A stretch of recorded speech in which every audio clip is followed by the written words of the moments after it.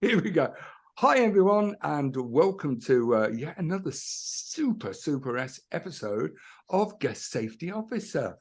Well, what can I say? Yeah, I know you can see he's lounging around like a lizard on heat.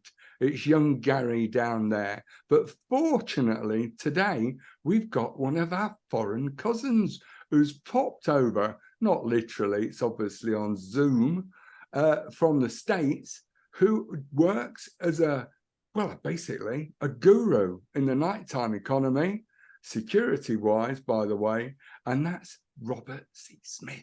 Yes, and you'll find some details of his later at the end of the show if you want to contact him, and he's a very interesting guy. So unfortunately, we do have to introduce ourselves, and we have to let Gary speak at least once during the show, because it's contractual, as you know by now. It's contractual. I will get rid of it at some point, but for now, he's here, and then we'll listen to the interesting people. All right, Gary. Thank you, Sideshow. I'm Gary Twining-Wright. I've been in the industry for 37 years. I've done most things in security, from basic guarding to door supervisors to major events to running response teams in the NHS and large events, training courses. The only thing I haven't really done is cyber security. I'll hand you back to Sideshow. Can't believe that. Anyway, Robert, would you kindly bring some seriousness to this show? No, I can't do that. No, you guys are my kind of people. If it's about joking and being smart and joking, then that's me. So my name is Robert C. Smith. I started my company, Nightclub Security Consultants, in 1998. I was a police officer in the city of San Diego, and I had to arrest a bouncer. We had the Super Bowl, the biggest NFL football game in San Diego. And during that weekend, that 5-day weekend celebration, we go on a zero tolerance. So anyone that breaks a law goes to jail. And it's that whole idea of the 1% of troublemakers, get them off the street, and they won't be a problem, at least until the event is over. So I respond to a bar fight where the bar called about a drunk who was passed out on the ground, and he was actually punched in the face by the door host, and the door host or bouncer went to jail. And when I interviewed him, because we read him his rights and I interviewed him, he had no training.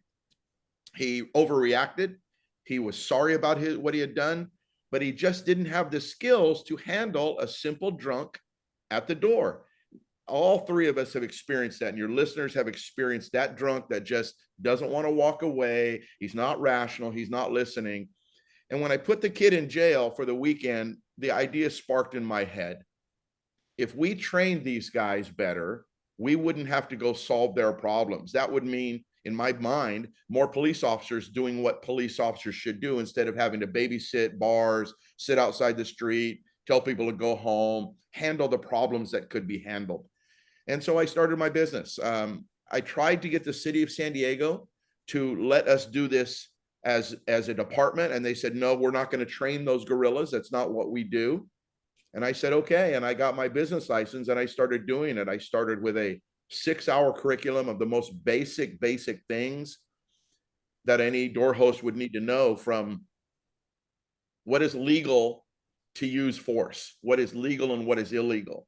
If you go too far, what can happen to you in the legal system, either as an individual in criminal court or here being sued civilly?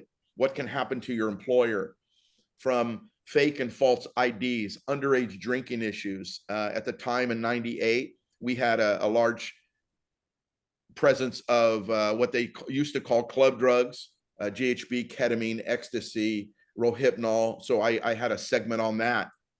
And my first 6-hour class was a week after I started my company. And I have had to beat the clients off with a stick, because I just can't stop getting clients from 98 till present. We're grown. We've trained in every state. We've helped states write legislation to create a unique training program just for the in-house guards, the proprietary guards, as we call them. I've helped cities do the same thing. I've helped police departments understand why they should be policing nightlife a little bit differently than the standard. rush in, make everyone run away, leave heavy-handed, when they're really not doing anything other than taking up time. And I've done that since I started my business. It seems to have gone well then, 1998 to now. I in fact retired 12 years ago. I did 20 years with the police department, and I had to kind of flip the coin whether I'm going to stay on that government teat, have that check every 2 weeks, or go do my own thing. And I decided to jump off the government paycheck and do my own thing. And it was a good decision. We are definitely coming. We're definitely coming, aren't we, Gary? Definitely. So, Absolutely. Definitely got a good competition, I feel.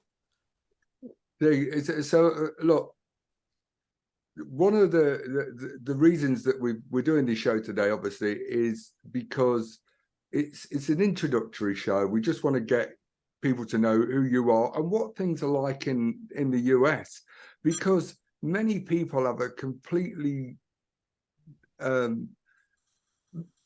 complete misconceptions about the differences between what happens here in the UK and what happens in the US. We think and look, and many of us do, and think the US is the leader in everything. But am I right in thinking that, in fact, the US is fragmented in its approach, and the UK is one of the few countries in the world that has a unified regulatory body? You're absolutely right. When I did my research in '98, I couldn't believe, number one, that California, as progressive as California is, I couldn't believe there was nothing for that in-house guard. There were over 500,000 type of in-house guards at the time in California, working at small pubs, lounges, hotel bars, clubs, and there was no training for them. Now, California did have the generic security guard training program. So then I looked to other states, and we had 50 states, the District of Columbia, Guam, and Puerto Rico, and nobody had anything for the in-house guard or the door host. There was nothing. No state mandated that a door host in New York or Miami or Anchorage, Alaska, needed to get any training. You could hire anyone and put them on the door, and that's what was going on. And when I called the states and I said, hey, have you considered regulating? And they said, oh, no, they fall under, well, they just assumed, every state assumed in-house guards hired for one employer to work for that employer, not a company. A company was regulated. If you have a guard company in every state, you're regulated, and your guards have to go through a certain type of generic training. But if you're Ian's Bar and you hire Gary, there is no regulation on Gary. You can hire anyone you want to work for you independently. And I was really struck by that. And we are fragmented, and we will never work together. That's interesting. I think, Gary, the idea of you being unregulated, again, does that appeal? To be honest with you, funny enough, it doesn't, Ian. I mean, we go back into the late 90s. We started becoming regulated, wasn't it? Regulated. We had the local councils which started to regulate us, which was a really good thing, because it gave our officers, or our door suit teams, or safety officers, it gave us structure, because previous to that, we were unregulated, and we did run bouncers. And as I said, previous conversations we had on here, the bouncers ruled the roost.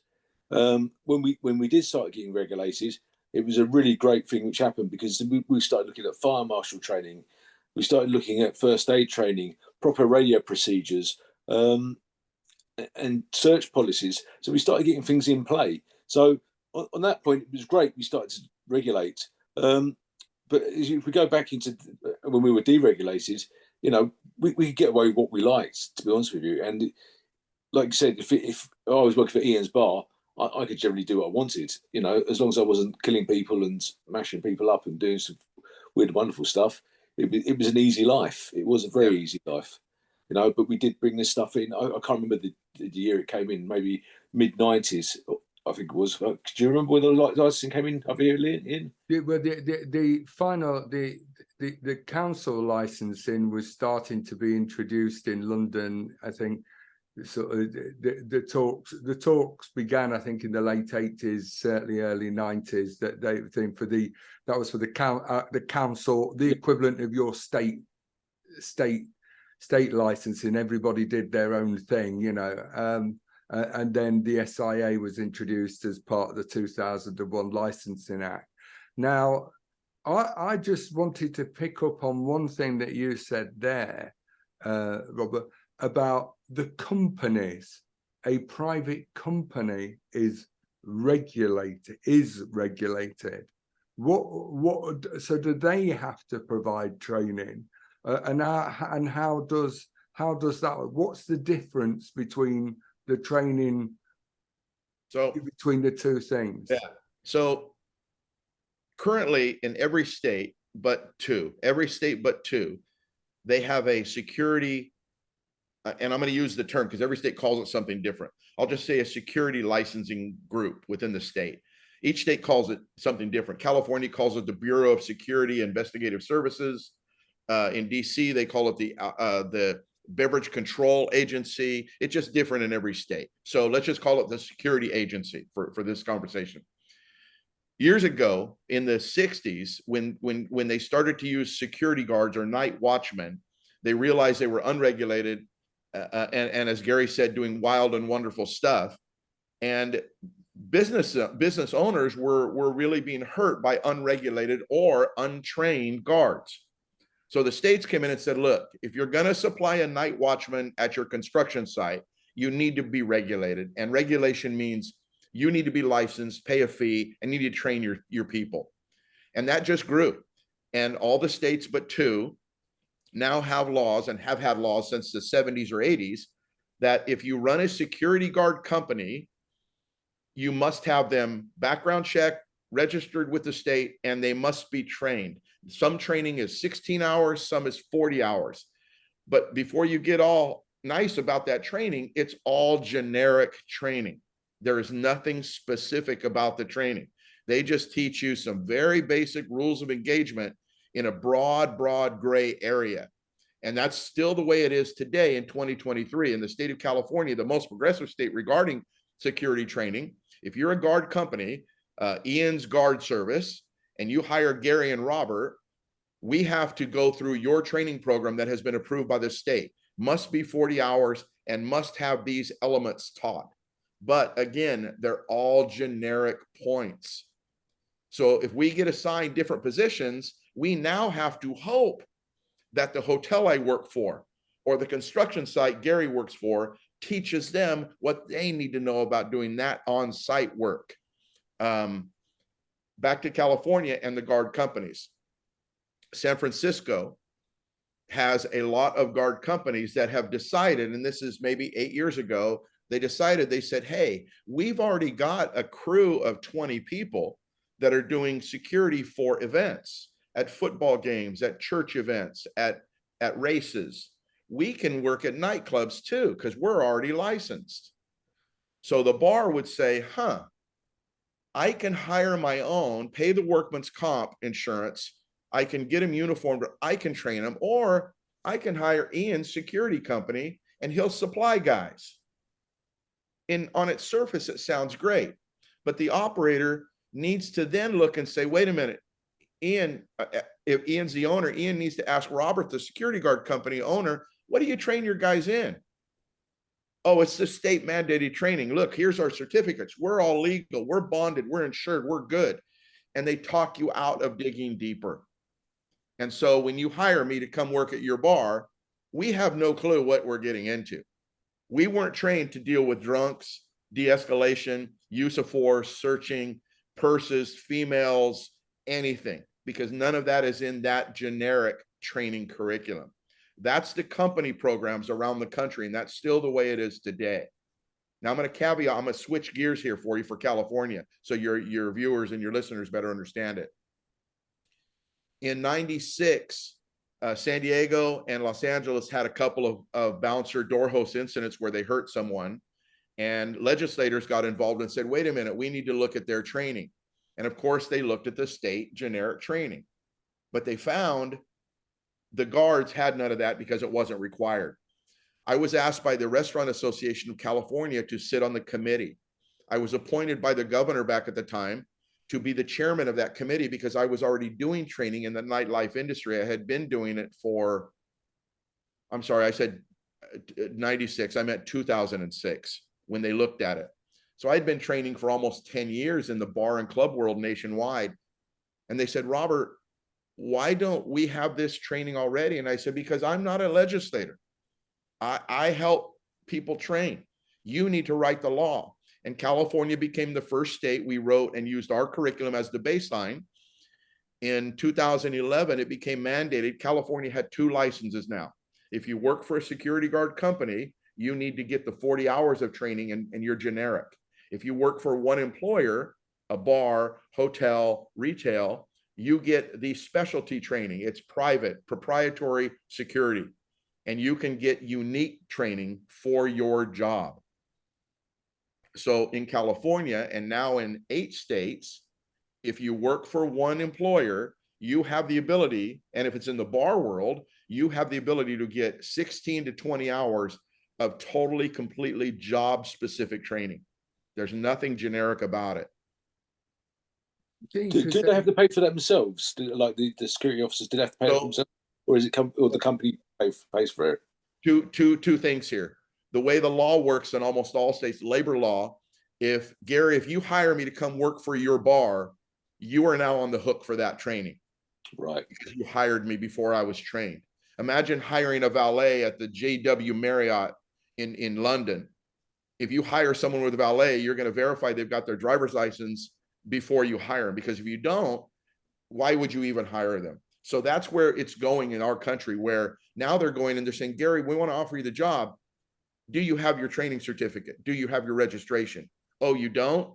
Okay, you got a job waiting, get it done and come back to us. What we've created in our company is, if Gary, you're already contracted with us using our programs, you can hire him, and because you're paying us on a monthly fee like insurance, he takes our course and it's just part of your payment to get him done, to get him on the floor, because we know you need people.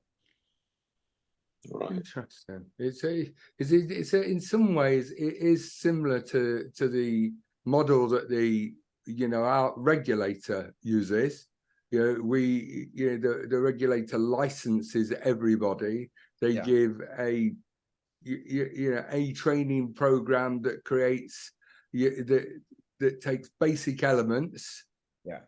But I would say, and then it takes basic elements and actually expects the guard, or guest safety officer, depending on whether they're working in security of buildings, property, assets, etc., or whether you're working within the social economy, the nighttime economy, that they do a similar thing. And now everybody is automatically expected to arrive on site with a license. Yeah. But I would agree, and I don't know what you think, Gary, that the problem is each venue is different and has different needs. Gary? Yeah, I mean, every venue does. I mean, when we look at the guest safety officers, from nightclubs to bars, they've got different needs. But when you're looking at it, at the end of the day, they still need to be able to write reports. They still need to make have the basic information. And the training program we have over here, as we've spoken before, they're content dumped. They have to take a lot of information. By the time they leave the training, they've forgotten it. I mean, we have guys rock up. I had a guy this weekend. He went to me, I don't know how to search. And I went, you've done a training course. They've taught you how to do your searching on a training course. He goes, I don't remember. And there you go. It's content dumped. He's done his training course, but he can't remember how to search. So I've now had to go through searching with him again. But my searching is more detailed than the standard training, which they throw out. So the same thing we find with our clients. Now imagine we've got I was just at a session yesterday. I have someone that was given another training class that works with our company, and I wanted to sit in and watch it and refresh myself on his ability. He brought up our number. We've trained over 20,000 people in our country, and it brings me back to what you just said. A client will hire us, and they say, "Robert, can you do the baseline training? And what do you have after that?" And I said, "Look, we have 3 levels of training for our company. Remember, this is our business. Number 1, a one and done. We'll come in and train your people, and as you called it, Gary, an information dump over 16 hours, 3 days or 2 days, and we're gone." That is our least. I don't like that because I know exactly what you said happens. They take about 10% of that on the job the next night, and the rest of the 90% is gone. They forgot it, or they do it wrong because they misremember. The second part is we do what we call our hybrid training. And again, we're trying to cater to the client's needs. They've got to pay the people to be there. They've got to find a date when they're not open. They've got to find a training location. So we try to create a hybrid, and we'll say, okay, here's your online training course. And the online training course is basically me in front of a green screen talking for 16 hours in segments, in multiple segments of, as we've already talked about, of the topics. And then I come out for a 6 to 7 hour session. They've already completed the online. So let's just say they've got 20% in their brain from that dump of information. And then I come out and we do a refresher for 6 to 7 hours to bring them back up. And we found that they're retaining, after that hybrid, they're retaining about 30 to 35% of the information. But our best one, and what our best clients use because they see the value in, is what we call our Cadillac, or our full service program.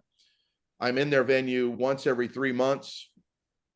They do our online beginning, and then I'm there once every 3 months for 2 to 6 hours. And then I work with them at the door, and we talk about it. And I'll say, just like you did, "Is that what you were taught in the training on how to search?" "Well, I said, "There's no excuse. Whether he's got baggy pants or tight pants, you check the same, because once you lose your pattern," and I get them thinking that at the door. And then when someone does it right at the door, I do the positive response. I'll pull them aside in the group and I'll say, "What you just did was a perfect search. And that's great. Fellas, you need to learn from Ian here. He just did it perfectly, the way he got it in class, the way he got it on the floor. That's how you're going to stop weapons and drugs." So I give them the pros and the positives and negatives right there on the job as I'm with them. And I'll even step up and do them when when the queue gets big, so they can see, oh, look, he's doing it exactly the same way he taught us in class. He's doing it right here at the door. He's talking, he's friendly, he's apologetic if they can't stand this way. And it really pushes it. And what we found with our annual clients is they're retaining about 70% of the material. But here's the bigger one for us. They're having fewer incidents across the board of violence, fights, and police calls. And all of those things, you guys both know, is about money, dollars and cents. If you don't have the fights, you don't have the bad publicity in the police. If you don't have the fights, you don't have the litigation and the lawsuits. Insurance companies are now, in the last 5 years, are using our program and mandating it for clubs. You must use Robert's program and not the one and done. You must either use the hybrid or the full program, because we see the results. So you're right, Gary, that information dump, they're getting it in a 2-day course or a 3-day course, but you can't expect them to remember that when they get back on the floor on a Friday night. Right. Exactly right.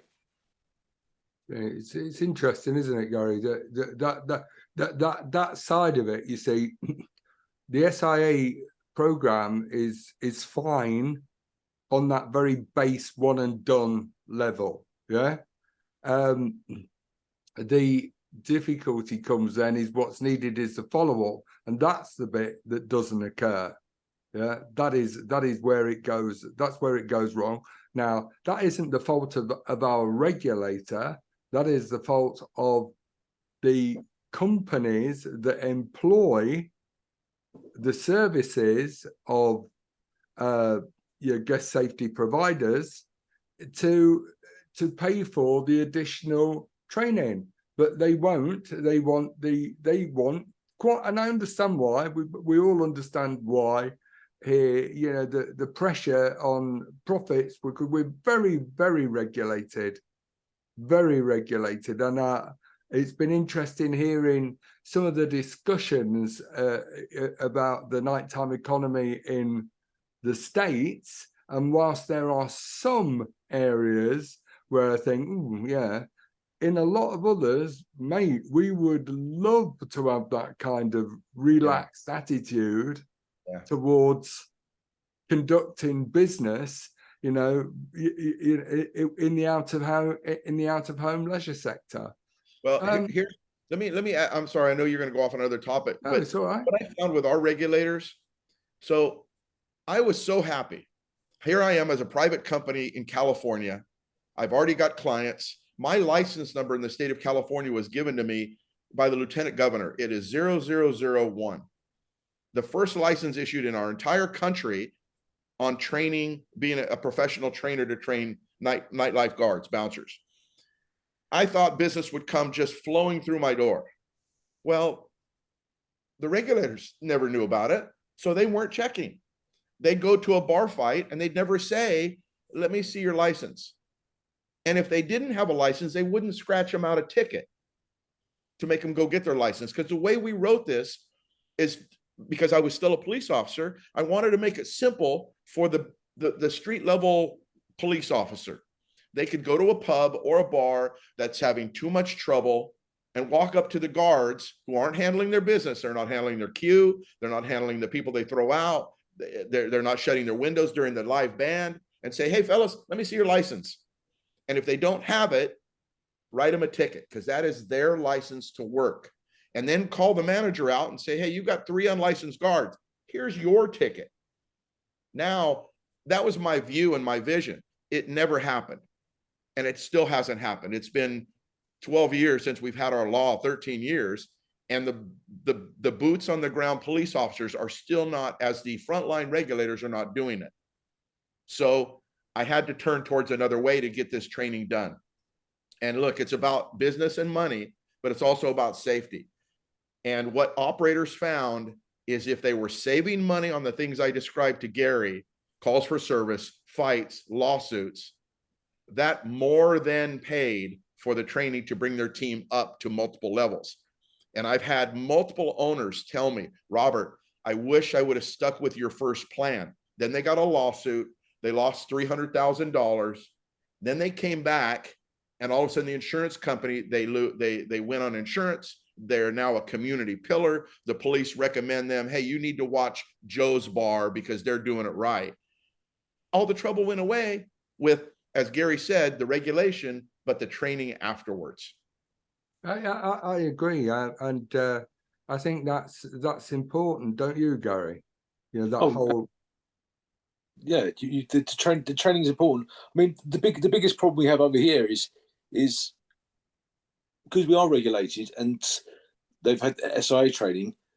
The officers themselves, a lot of them just come. Their line is, "I'm already trained. I don't need to do any more training," and this is what one of the issues are.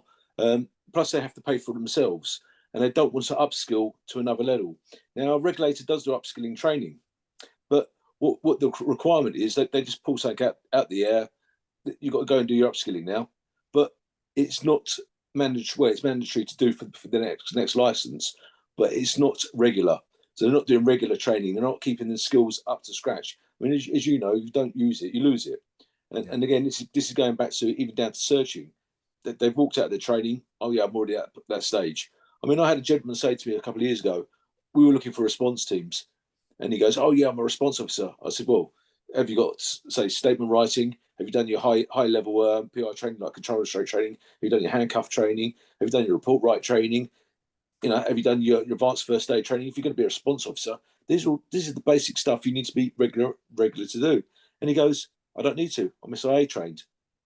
You know, and that was it. And that was his answer. "I'm SIA trained. I don't need to do anymore. I'm at the standard they require me." But that is a basic standard. It is literally a basic standard. And if they're not constantly doing their CPD, continued professional development, and they're not pushing themselves, it goes out the window. I mean, I have guys rock up who don't even have a pocket notebook. You know, basically a torch and a pocket notebook. You're in the nighttime economy. You know, it's dark. You're in the nightclub. You need to see things. You need to make, you know, your people talking to you all the time.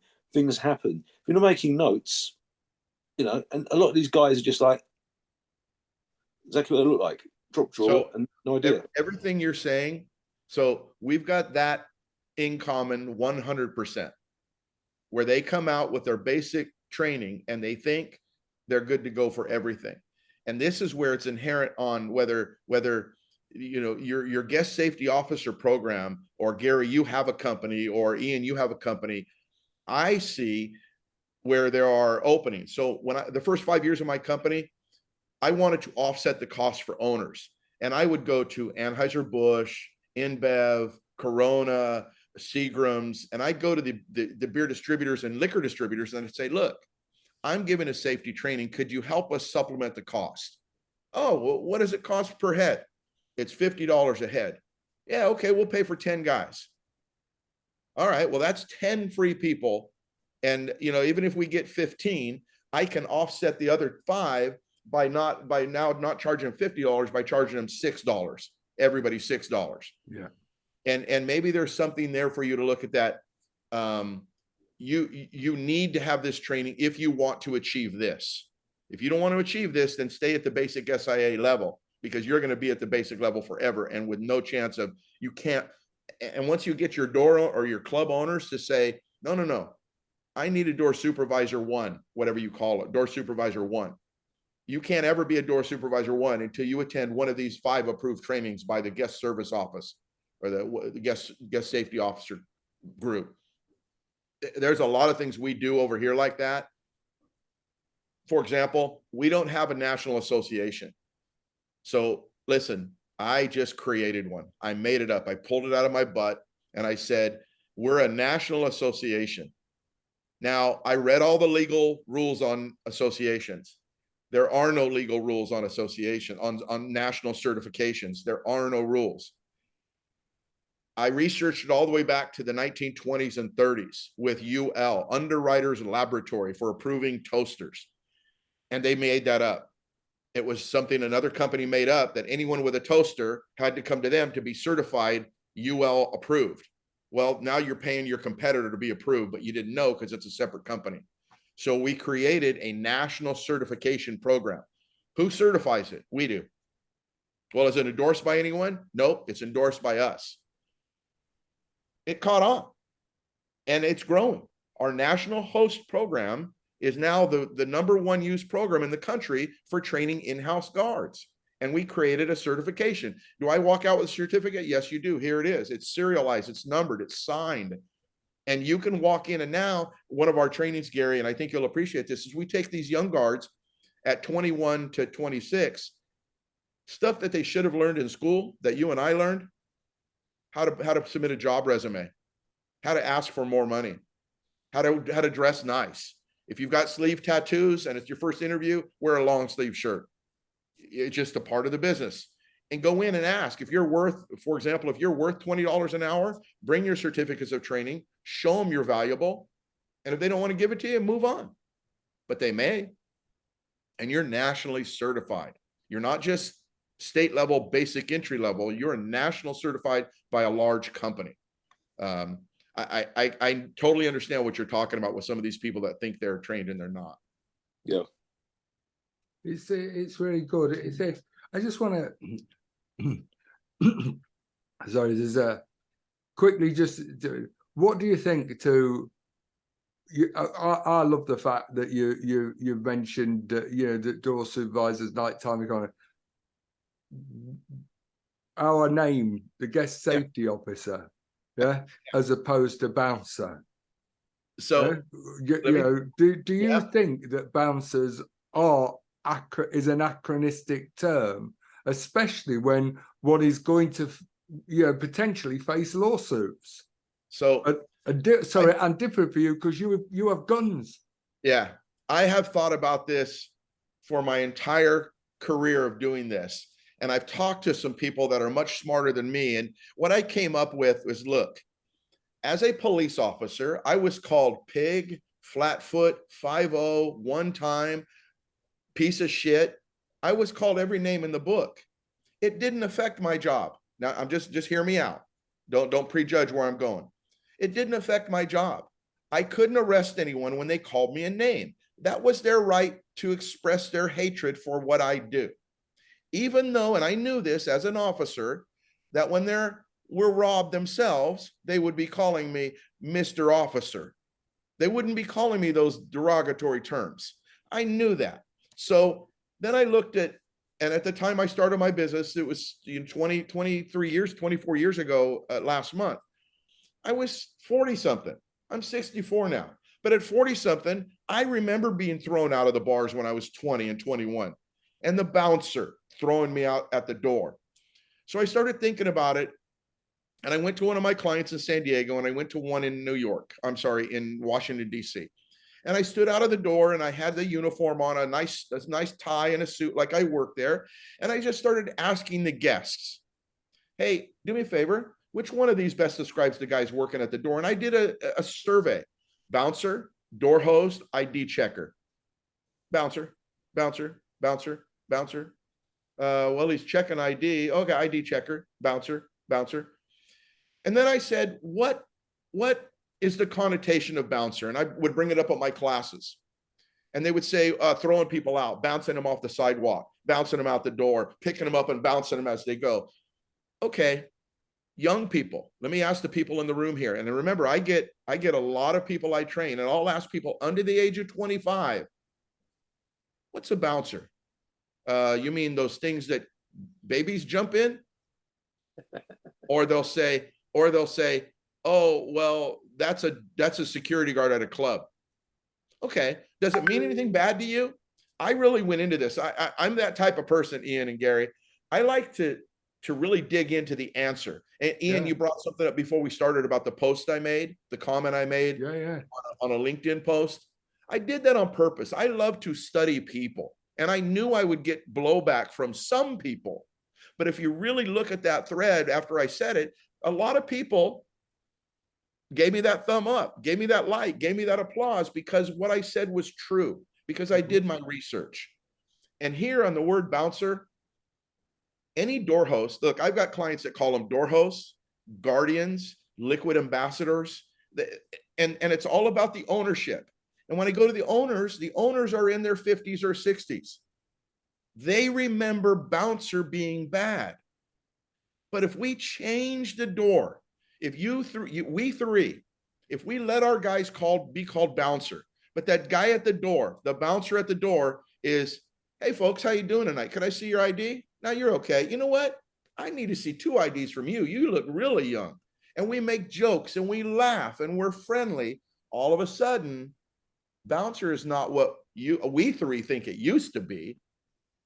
It's the same thing. It's just a name. I'd agree that it is a name, but language, this is where we're obviously going to say the same. Language is really important. I mean, Gary, your view, you were there. Yes, I was there back in the day. Back in the day, yeah.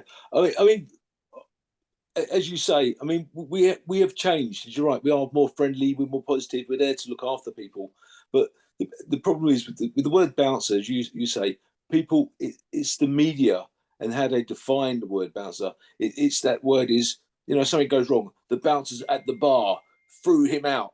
Well, it wasn't usually the way. The bouncers didn't throw him out. The door supervisors walked him out, or they restrained him out. But the sensation, the word bouncer is sensationalized, isn't it? The bouncers, they done this, and they make it out. So next thing you got these big 7-foot hunky guys. Those guys are gone. They're hardly around anymore. Yeah. But it's that whole sensationalism. The bouncer's done this, and it dehumanizes us over here. That's what I feel. Myself and Ian feel. It does dehumanize us, and it's the fact is because we are being friendly. We are taking our time. We're trying to interact with people because, as you know, the more you interact with people, you get a better result. Everyone is happier. You come to the bar and I read your ID, go, hey Robert, how you doing? I'm Gary. And we've made that rapport. We've got a different rapport. Whereas in the old days, people just walked in, you stood there. Next thing you know, you get a radio call or Gary, come in, take this geezer out. He's a dickhead. Boom. Off you go, mate. Piss off. End of story. Yep. So that the word bouncer, say, does completely dehumanize us completely on that front. So I will I don't want to get too deep into this, but I really believe if you want to call them safety officers, if my client in Miami, 11 in Miami wants to call them guardians, when I go to train, I start off by talking to the owner. What do you call your guys? Their security. All right. And for the whole day, I use security. Unless I get off on a tangent and I might slip and say bouncer or door host or something. I was in court 12 years ago, 13 years ago now, and I had a judge stop the proceeding. It was a civil lawsuit. I was hired to work for one of my clients to defend them in this lawsuit. And throughout the day, this court day, the beginning day, they were calling them, this was at a gentleman's club. So they called them floor walkers, dance screeners, ID checkers, door hosts, VIP hosts. That's what they called them. And throughout the day, I could see sitting in the back, the jury looking at each other once in a while when they would use a name. Who was that? Who were they? Was he they weren't. And they just didn't get it because they were using 5 different names. And the reason that company used 5 different names, their insurance strictly prohibited them from having security guards. So they changed the name of all the positions to whatever they were. The judge stopped the session and said, Mr. Smith, during my testimony, Mr. Smith, I'm sorry, counselors, hang on. Mr. Smith, you're clearly an expert on this. What should we call these people that are doing this work? The jury is clearly confused here. And I said, Your Honor, guard would be okay, bouncer would be okay, security be okay. And he just said, okay, we're going to call them all security. And for the next 4 days, he had to correct his attorneys. No, there are no more VIP hosts. No, there's no more door hosts. There are no more dance screeners. You just call them security. Because it was just a name. Now, the last thing I'll leave you with, Gary, because I agree, San Diego, California, across the United States, when a guardian, when a liquid ambassador, when a security host walks someone out, they won't ever use that name. They say bouncer. That's right. Because that gets headlines. Yeah. Even if they do it right. The bouncer in Tampa, Manny, if you saw the video of Manny grabbing the gun of the guy walking in with the devil mask, have you seen that? I haven't known. So I think I have. This is 3 weeks, maybe a month ago. This guy goes to his car. He was a regular and they knew him. So he put on a devil mask, walked back with his gun in his hand pointing down. And Gary, who is the real name of Manny, his job title is door host. He grabs the gun, stops the shooter, stops the killing, takes the guy down. He's a hero. You know what they called him?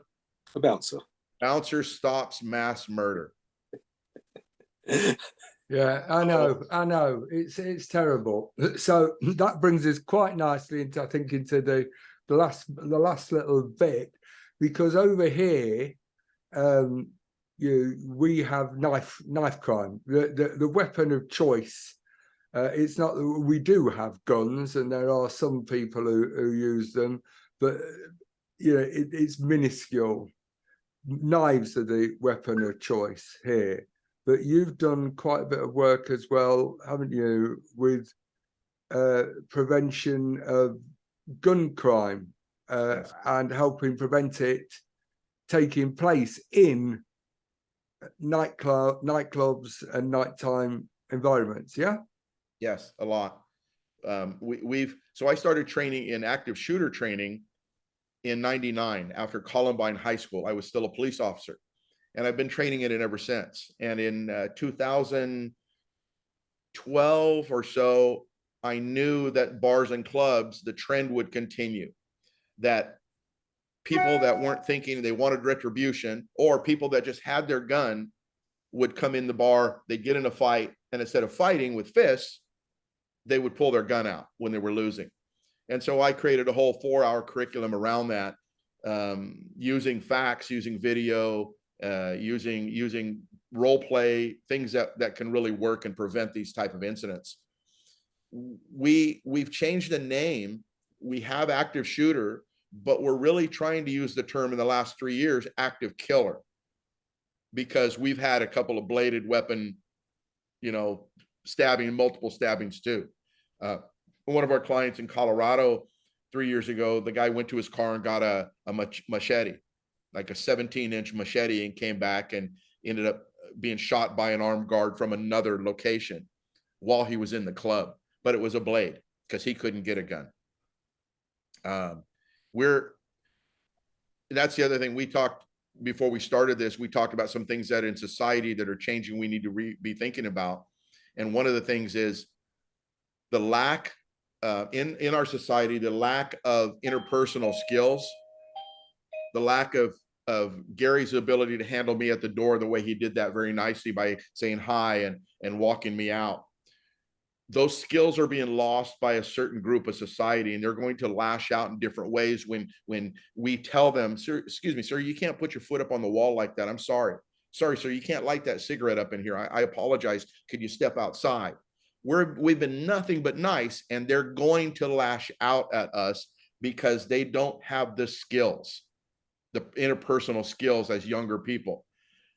Now, over there, they might not have guns, but that knife comes out, and we're leaning towards starting to tell our clients, look, wands are not a bad thing. Metal detecting wands are not a bad thing. The problem with wanding, as what we teach, is if you're going to start using a metal detector or a wand, you have to, number one, have the training on that device. Number two, have the training to pat people down, and have female guards to pat down females, because you can't have a man patting down a female. I mean, you can legally, but you don't want it for optics. And if they don't have females and they don't have the training, then why even have the metal detector there if you're not going to do it? I teach and I say something like, my phrase is, you can't be halfway pregnant. You're either pregnant or you're not. You're either doing it all the way or you're not. And I advise my clients, do it all the way. So one of the things I would tell you, start considering this idea. Don't adopt anything I say, just consider it. One of my clients in Orlando started it years ago, and I loved it, and I watched it. If you cannot pass the wand, you cannot come in. They're a large music venue. It's called the Beecham in Orlando. And they have female guards, but sometimes the guards are in the bathroom escorting someone out. And if they have someone at the door and she can't pass the wand, she can't come in now. And it's on their ticket. They don't get money back. And what they found is after about 2 months of arguing at the door, it went away. People adopted, they changed, they adapted. She didn't wear the big chain bra anymore. He didn't wear the metal looped bikini underwear. All that metal was gone, and there were no knives. If you can't pass the wand, you can't come in. Now, might they still get in? Yeah, but I think far fewer. I think you're right, and I think it's those antecedents, the build up. Being able to spotlight, so they're being able to identify when things are going south, going wrong. Yeah. And that argument and how you deal with that. And as I say, it's difficult enough when considering how to deal with knife crime, with knives, but I struggle to imagine what it must be like to be faced, to be looking down the barrel of a Smith & Wesson or something like that. Yeah, how does that work, Robert? How do you deal with that? It's a totally, I'm going to say it's a new animal, but it's not. It's something that the United States, people ask me, the conference 4 years ago I was at, and what's his name? Philip was there, Colvin was there. And then the group, my hand went up so fast because the question was, how do we get the genie back in the bottle regarding guns? And when they asked me, and these are chiefs of police, these are nationally recognized experts,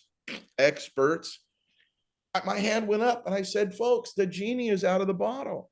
We will never get the genie in the bottle. We need to learn to live with that genie amongst us, and we'll be a better society. We can have restrictions at the door. We can have restrictions inside. We can teach our guards that they can detain and search people so that secondary shooting doesn't happen when we walk the guy outside and poor Gary's at the door, but now the guy's outside spouting off and he pulls his gun out because when we detained him inside, didn't search him inside as we should have. So there are things that can be done that honestly, doesn't make it scary. When I do my role play, I will bring up, I have a long gun, a blue gun, a simulated AR long gun, and I'll bring up the smallest server or door hostess. She's usually 19 to 20, 100 pounds max. And I do 3 or 4 practices with her where I walk down and I'm just shooting into the space with this fake gun. And I'll say, okay, let's talk through it. This is what you're going to do. Now you're going to walk through it. Now you're going to run through it. And the audience is quiet. And this is, 30 to 50 to 150 people. And she first jumps up and grabs the gun very timidly. Now I say, okay, that's good. How'd she do? And people clap. Okay, we'll build up her confidence. By the 3rd or 4th time, she's an animal. She jumps out of the corner. She grabs that long gun and she will not let go. And I tell her, okay, how do you feel? She goes, I could do this. Now I want you to understand, Pulse nightclub, 22 people died in there that were alive after he entered. What I mean is they hid in plain sight.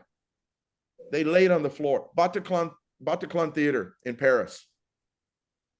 People hid in plain sight. The guns jammed. Witness testimony is the guns jammed and no one jumped up because there was no thought process to even try that. Borough Market, you guys had 10 years ago, the 3 guys in the van, 4 guys in the van that hit people and then jumped out with bladed weapons. Why did the door host, if you don't know that case, you should go look at it, because the door host, I interviewed him via email. He was running because we're taught to run away from when people are stabbing, run away, get away. Don't confront them. But he heard someone screaming and he looked back and he knew the person that was being stabbed. And that's what triggered him to fight back. We all have a trigger that we can call upon. We just don't know we have it. And if you talk about it, as Gary said earlier, the most basic of training, the more you talk about a bladed weapon, the more you talk about a gun, the more you talk about what to do with a weapon, as soon as it happens, they're already better prepared than they were before you talked about it. I think that's and Gary, I think you're going to do your usual gag here. What you always tell me you've been trained in? Underwater knife fighting. What level? Was it level 4 to level 5? There you go. It's underwater knife fighting. Yeah, that's right. But what do you think, Gary? I mean, put it this way, I think that's a good idea. I mean, the trouble is, again, over here, we've got that run and hide aspect, and they don't want people to get involved. I'm not a big believer of it, because at the end of the day, when your back's against the wall, where can you run to? Your fire exit's blocked, where can you run to? So your next alternative is, what am I going to do? Pick up the chair nearest to me, pick up the fire extinguisher. At that point, you've got to stay alive. And, that we should put that into play. And people, explain, you will get hurt. If you're going to fight back, you're going to get hurt. You're going to get cut, and that's the simple thing. So preparing people, we don't prepare our security people over here for that sort of thing.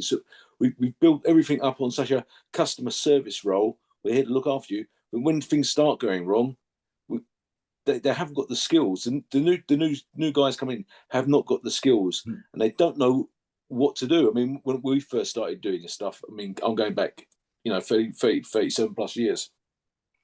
We used to call them, I think I used Jeff Thompson and Peter Constantino. They used to do a thing called Animal Day.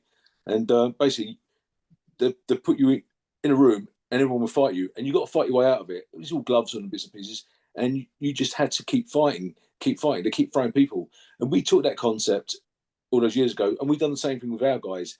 We literally, same idea. You're fighting. You keep fighting. And you build up that whole resistance to it where, they're ready for it. They don't not necessarily have to be there, but if it goes wrong, they are ready to deal with that situation.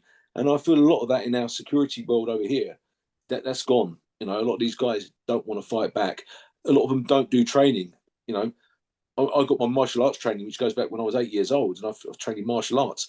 But the new kind of guys coming through, a lot of them have they just don't have that training. They don't know how to deal with people. Someone pulls a knife at them, they will just stand there and they will just fall apart or they run away, and they just will not know what to do. And I think that's very important training, to have that confidence that, you know, you've got to be able to do something sometimes. I think Gary, what whilst you know, obviously we have to sort of be mindful of it's, even we train people, you know, the outcome isn't guaranteed. And what the thing that I always take note of, and the thing that I've always admired the most, was the guy in the tower, in the towers, Twin Towers. The guy, was it Morgan Chase, or Yeah. He was the security director of Morgan Chase. He was from the UK. His name was his name escapes me. I teach it in one of my classes. It's brilliant. Yeah, he did all of that training. They all thought he was mad, because when's a plane ever going to fly into here? It's the US. And that day did. And as a result of his actions, you know, thousands of people were saved. And yet he lost his life, which goes back to what you're saying. Just because you know something can happen, and just because you're trained, doesn't necessarily mean that the outcome's going to work in your favor. The other thing that I also found interesting as well is that if you've had military training, you're 25% more likely to survive the first first point of impact. At that point, you know, saying, I don't know, have you heard something similar, Robert? Yes, that's absolutely true. His name, by the way, was Rick Rescorla. Yeah, that's it. Rick Rescorla. And the guy is a hero. So I use him when we talk about reacting. And the reason he had that mindset is his whole life, as I think Gary is in the same way. Most of the time, most citizens in our world are taught the victim mindset. And once you're in the military, or you're in some sort of paramilitary or law enforcement, they teach you the opposite side of that, the aggressor mindset. And in the military, from the very basics, every good military organization, their job in the first few weeks of your training is to break you down and then build you up the way they want you to be built up, which is the aggressive mindset when you need to be aggressive. And that's what you're going to. And I believe in that 100%. And so our training does that in a very, granted, we're only 4 hours. And that part of the role play and getting them to believe in themselves, we use videos from some of these guys that were in bars, clubs, that stop shooters on their own. And I call all these people before I train. I call these potential victims and I say, hey, this is what I do. I'd like to pick your brain. Tell me why you did this. Tell me what you were thinking here. Tell me what you did here. And inevitably, they knew something was wrong, and they gave themselves an extra 2 to 3 seconds before they said, I've got to do something. Where most people, no, he doesn't have a gun. No, they talk themselves out of it because it's so far-fetched that it could never happen here. No, in these cases, there was a shooting there's several. And each of these people said, after I heard the gunfire, I looked at my family, or I looked at my friends, or I looked at the people across the way from me, and I knew I had to do something. And that's what made him grab the gun. I think, just to be clear, we don't actually do training here. That's not what we're about. We're about giving people information. You know, the guest safety officer lobby group is about enabling people to develop civilized spaces, so that right, you can go out and enjoy your life. That's the plan. But Ian, some of your listeners, some of your listeners do train. Yeah. And if they can take a piece of what we're talking about and put it in, they're going to be better trainers, and their staff will be better, and therefore the nighttime will be safer. I totally agree. Gary, do you think so? Oh, I 100%. I mean, as I say, we try and give information. I would love to be able to train people more out there, but as I say, we fall back and think people don't want to pay for training. But if they can take that little piece of information and go, yeah, let's do this. I can be that better officer. I'm going to put myself under pressure. I am going to go to a martial arts school. I'm going to do that training and I'm going to see what it's all about. We can just get that little bit more. You make that person just that bit more better. Absolutely. Right, guys, well aware of the time. And, see, I couldn't believe it. 3 hours. 3 hours I was out when I sent the first invite to Robert. I didn't realize you were a further 3 hours the other way. But still, it's worked out. Gary's here now. He's manfully stayed awake because he's had a very, very long weekend, and he's still suffering, is the boy, believe it or not, from that attack. So quick round off. Gary, your thoughts, and then we'll leave it with Robert. Well, my thoughts is it's quite great to see that the US is doing similar stuff to us. We still, and we're the human beings at the end of the day, but we all see the same ideas, and we've all got the same way of going forward, which is a great thing, and it's nice to see that. I'd definitely like to know more about this, but that's another day, I think. Robert, any final thoughts? First off, thanks so much for reaching out. I really appreciate it. It's not about, I don't anticipate getting any clients over there. So this is not about money. This is about 10% of my company. We do what I called my whole life, the greater good part of the business. Whether I was a medic for 11 years in the Navy, and then I was a police officer for 20 years. And then I've done this, and I've always tried to give back. So not only do I appreciate what you guys are doing, I know what you're trying to do for your area. And I appreciate you giving me the chance to chime in here to throw out some tidbits of knowledge. If I can help you guys in any other way, if you see another synergy and connection there, either you, Ian, or Gary, please never hesitate to reach out. Oh, no, we're coming over. I said we're coming over. We're going to take America by storm. But you better understand this, Ian. I am in San Diego, but I live in Mexico. I don't care. So it's all right. We've seen Queen of the South on Netflix. Yeah, we've seen all the cartel movies. Yeah, and I can tell you now, Gary's not afraid. I am, but Gary's not. Anyway, that's where his underwater knife fighting skills will come in handy. The thing I'd like to say is thanks so much for being on the show. Again, great to have a different viewpoint. And do you know what? I'd like to get one of our Australian cousins over here and so on the show as well. And maybe the four of us can look at get this global perspective on security, and people, because people are the same the world over. Is that they have the same hopes, fears, aspirations, concerns. So, maybe we should do something global. What do you think? Definitely, absolutely. I think we should do something global. I think people get to see more. There are groups out there that have no clue. They're reinventing the wheel. Yeah. And your platform allows people to see, hey, wait a minute. I've got that same problem. Wait a minute. We're doing the same thing. Come and join us. You can rename your thing, your licensing thing, guest safety officer.